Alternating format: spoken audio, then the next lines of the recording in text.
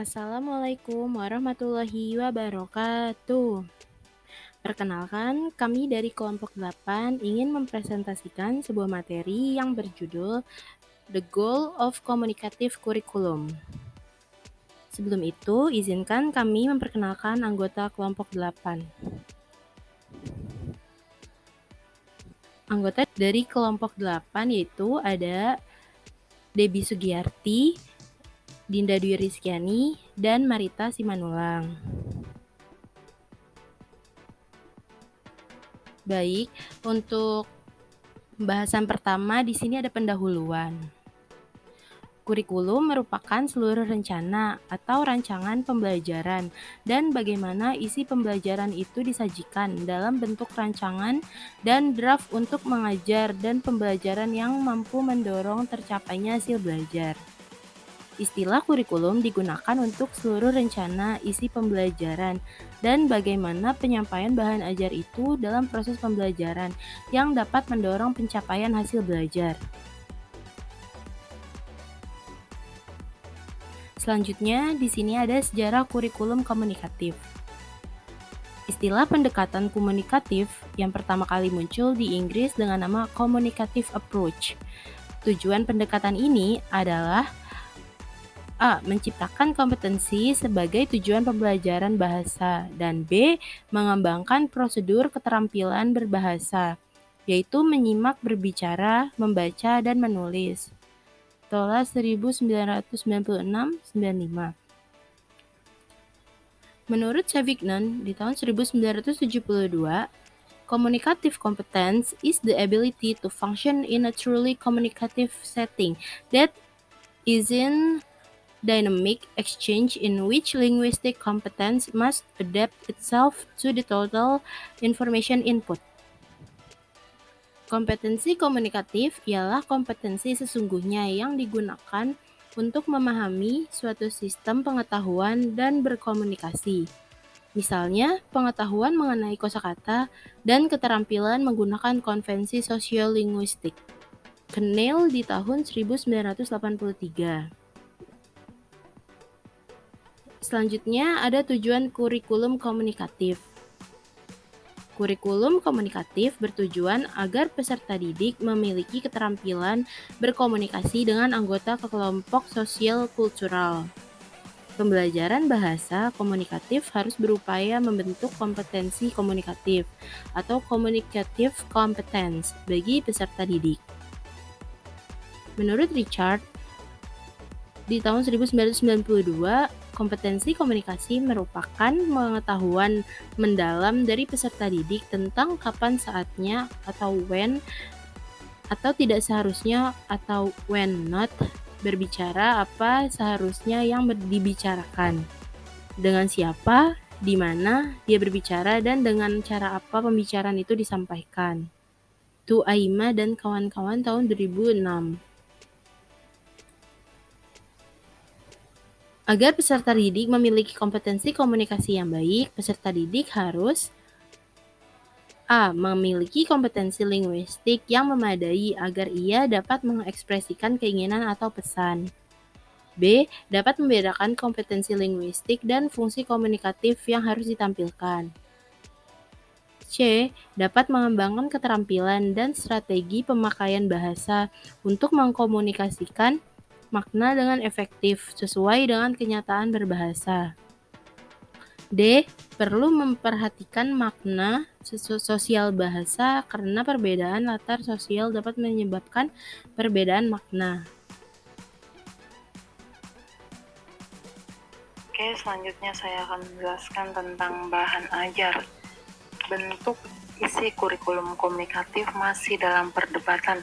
Ada 3 pendapat yang berbeda di antara para perancang pengajaran komunikatif tentang bentuk kurikulum, yaitu yang pertama mengembangkan silabus murni komunikatif nasional fungsional, misalnya Job dan Holding 1975, Alexander 1975, dan Manby 1978.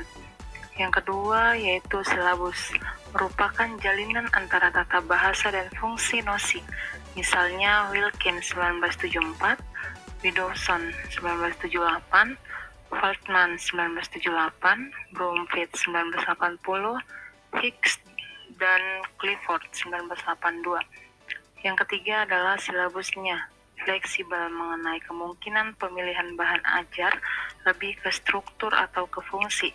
Tata bahasa dan fungsi saling bergantung. Misalnya, Shaw 1979, Allen 1980, Yalden 1980, Kaswanti dalam Darjo Jojo 1988.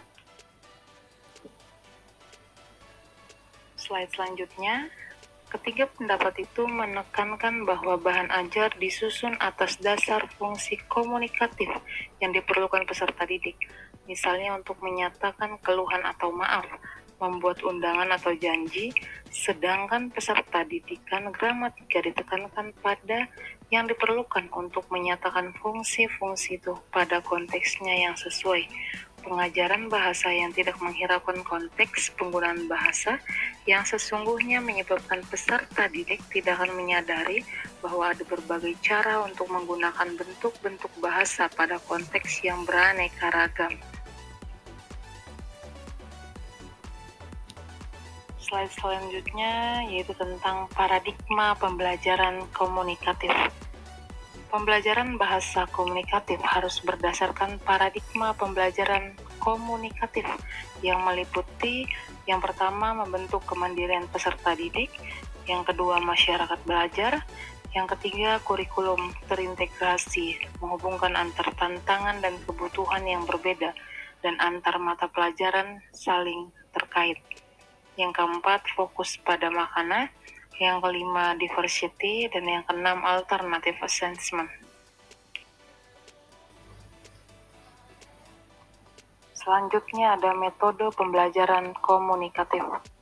Sebuah kurikulum komunikatif dimulai dengan prinsip yang membedakan antara tujuan, repertoire target, dan pengetahuan komunikatif serta kemampuan yang mendasarinya. Prinsip kedua adalah proses kompetensi peserta didik perlu dibedakan dari target kompetensi. Peserta didik yang berbeda dapat memanfaatkan proses kompetensi tertentu.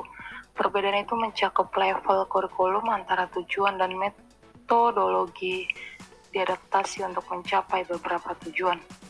Perbedaan adalah satu prinsip yang dapat diterapkan untuk peserta di dalam belajar, baik dalam memilih aktivitas, jenis teks yang dibutuhkan untuk belajar, dan cara mereka menggunakan kemampuannya.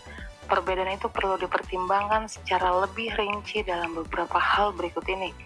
Yang pertama, kontribusi peserta didik, yang kedua, rute, yang ketiga, media, dan yang keempat, kemampuan. Slide berikutnya ada peran guru. Pada dasarnya, dalam pengajaran komunikatif, guru hanya berperan sebagai fasilitator pendidikan, bukan tokoh sentral. Oleh karena itu, guru bertugas yaitu yang pertama, memfasilitasi proses komunikasi untuk semua peserta, antara peserta dan berbagai aktivitas, serta antara peserta dan teks. Yang kedua itu melakukan tindakan yang ada kaitannya dengan kelompok belajar mengajar. Guru melihat seluruh tujuan pengajaran bahasa untuk pengembangan pengetahuan komunikatif dalam konteks personal dan pengembangan sosial. Karena itu, dalam aktivitas komunikatif, guru dapat yang pertama memberikan saran jika peserta didik mengalami kesulitan ketika mengetahui proses belajar mengajar. Yang kedua, memonitor kekurangan dan kemajuan peserta didik, terutama di dalam aktivitas pre-komunikatif dan komunikatif. Dan yang ketiga itu ada memandu peserta didik dalam aktivitas berkomunikasi. Yang terakhir ada mengarahkan pemakaian bahasa yang dipilih peserta didik untuk berkomunikasi. Di slide selanjutnya mengenai peserta didik. Dalam pengajaran bahasa komunikatif, peserta didik menjadi pusat kegiatan belajar. Peserta didik menjadi peserta kegiatan belajar yang aktif, di mana dalam metode pengajaran komunikatif, peserta didik menjadi negosiator antara dirinya sendiri, proses belajar, tujuan belajar, interaksi dan peran kerjasama dalam kelompok, dalam prosedur, dan dalam aktivitas belajar. Peserta didik juga berperan sebagai peserta belajar yang saling bergantung dalam sebuah lingkungan kerjasama, sehingga peserta didik dapat memberikan kontribusi yang bermakna. Peserta didik individual berpotensi mendapat penghargaan karena memiliki kepuasan subjektif dan mampu memutuskan sendiri ketika memberitahu dan memandu peserta yang lainnya. Evaluasi dalam kurikulum komunikatif. Pengertian dari evaluasi adalah suatu proses pengumpulan data tentang proses belajar mengajar, kemajuan dan hasil belajar yang dicapai oleh peserta didik setelah mengalami proses belajar. Ruang lingkup evaluasi hasil belajar bahasa berdasarkan kurikulum komunikatif meliputi semua unsur kompetensi linguistik dan kompetensi komunikasi. Kompetensi linguistik dapat dievaluasi melalui interaksi sosial, seperti yang pertama, mengidentifikasi gambar, diceritakan lisan maupun tertulis. Yang kedua, mengidentifikasi informasi melalui kalimat yang putus-putus. Yang ketiga, memahami informasi melalui menyimak. Yang keempat, bermain peran. Dan yang terakhir, aktivitas interaksi sosial dalam konteks sosial. Ciri-ciri tes bahasa dengan pendekatan komunikatif adalah yang pertama, isi dan topik beragam sesuai latar belakang dan tujuan. Lalu, sumber pilihan bahan penguasaan bahasa berorientasi pada bidang kajian umum dan penggunaan bahasa sehari-hari. Selanjutnya, ada bahan rujukan berasal dari buku, jurnal, majalah, dan surat kabar. Dan yang terakhir, jenis dan format tes beragam, seperti subjektif, objektif, monolog, interview, dan percakapan dengan penguji. Dan agar peserta didik dapat memahami aktivitas interaksi sosial, guru harus mengajarkan bahasa dalam konteks sosial, misalnya melalui simulasi kegiatan berbahasa, bermain peran, yang dikondisikan seperti konteks sosial yang sebenarnya. Kesimpulan dari presentasi kali ini, kurikulum komunikatif dalam pengajaran bahasa sangatlah penting. Kurikulum menggambarkan tujuan belajar, metode untuk mencapai tujuan, bahan ajar, dan prosedur evaluasi. Proses belajar bahasa adalah belajar berkomunikasi dalam kelompok sosial. Pembelajaran bahasa komunikatif harus mampu mendorong peserta didik berpartisipasi dalam belajar bahasa. Bahan ajar bahasa berupa dialog, bacaan bebas, tugas cerita aktivitas sehari-hari, cerita pengalaman hasil perjalanan dengan redaksi sendiri, bahan otentik, koran, majalah, kartu identitas, rekaman, gambar, dan lain-lain. Pembelajaran komunikatif disusun atas dasar bentuk kemandirian peserta didik, pembelajaran berbahasa dalam kelompok kecil masyarakat belajar bahasa dengan saling berbagi, memonitor, sehingga terjadi penilaian mandiri dan penilaian teman sejawat. Sekian presentasi dari kelompok 8, semoga bermanfaat. Terima kasih atas perhatiannya. Assalamualaikum warahmatullahi wabarakatuh.